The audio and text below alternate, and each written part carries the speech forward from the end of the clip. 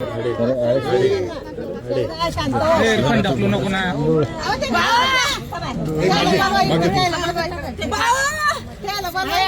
येऊ राहिले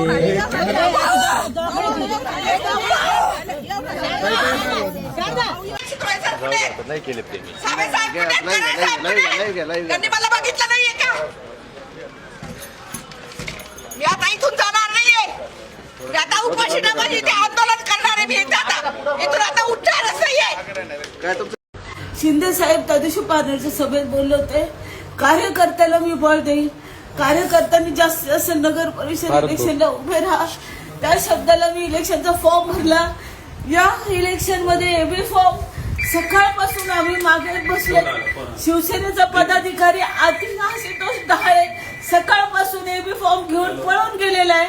आम्हाला बघून तो रस्त्यात पळून अरुण मुंडेच्या ऑफिस मध्ये बसला. त्याने एबी फॉर्म विकलेला आहे.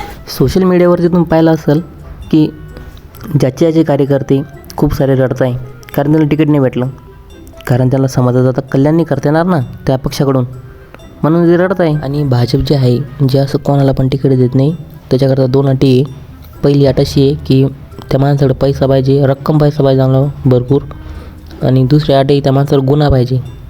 आता गुन्हा असला आणि रक्कम असली तर मग भेटेल तिकीट. त्यांना जर बोलवायचं असतं मग त्यांच्या बायकांना कार्यकर्त्यांना का तुम्ही आंदोलनावर 18 केसेस आहे माझ्यावर.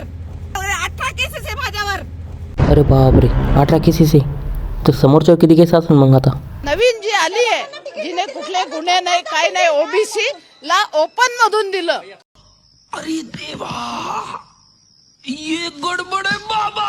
हे सारे लोक रडताय. ही झाली पहिली बाजू. दुसरी बाजू, ज्याला तिकीट भेटलं ते काय करताय, त्याचं कोण दाखवलंच नाही ना, पण मी दाखवतो, तुम्ही ते काय करताय.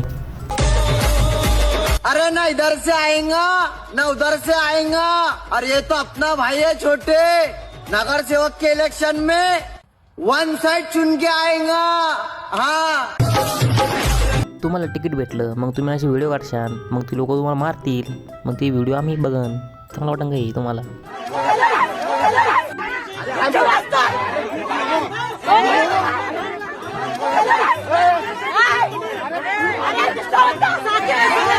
मग बघा, आधी असा व्हिडिओ काढायचा, मग असं नंतर मार खायचं. आम्हाला चांगलं वाटत नाही ते पाहायला, पण काय आता पाहावं लागतं. सोशल मीडियावर येत राहतं, आम्हाला दिसतं ते, मग पाहावं लागतं आम्हाला, पण आम्हाला चांगलं वाटत नाही असं पाहायला.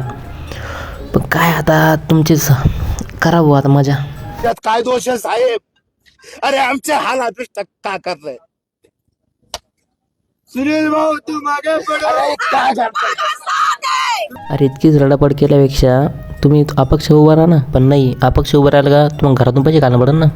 हां, फट्टी तिडी घरातून पैसे घालायला. मग तुम्ही इतकीच तुमच्यामध्ये हाय दम, तर मग घरातून घाला पैसे, राहा उभं राहा, नंतर तुटा लोकाला तसं करता येतं ना. तुम्ही बाकीचे लोक तेच करता ना, तसं तुम्हाला करता आलं असतं. जर तुम्ही इथपर्यंत व्हिडिओ पाहिला असेल तर सबस्क्राईब करून टाका आपल्या चॅनलला, आणि तुम्ही मला कमेंट करा की नेक्स्ट व्हिडिओ कशाला लागतं, काय लागतो सांगतो तुम्हाला. पण हा व्हिडिओ पण एकदा माझा संतामध्ये वोट कोणाला करू? माधव सर दोन साईडला घाला, तो मरू नको. अरे क्या मरू नको यार, मी मरत नाही. काय करणार? 25 वर्ष यांनी रक्त चुसलं, यांनी विधानसभा काढली, यांनी लोकसभा काढली, आणि यांनी यांच्या नातेवाईकाला तिकीट दिलं. साहेब, मी आंबो कार्यकर्ता होतो. मी जिल्ह्याचा उपाध्यक्ष आहे साहेब.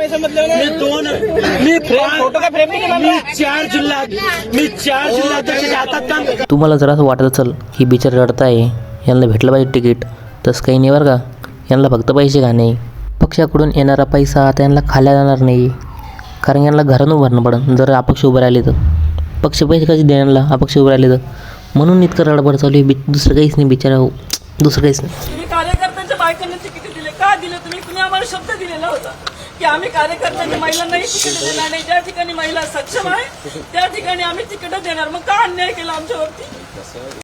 आता भाजपावाल्यांनी प्लॅन चेंज केला आहे.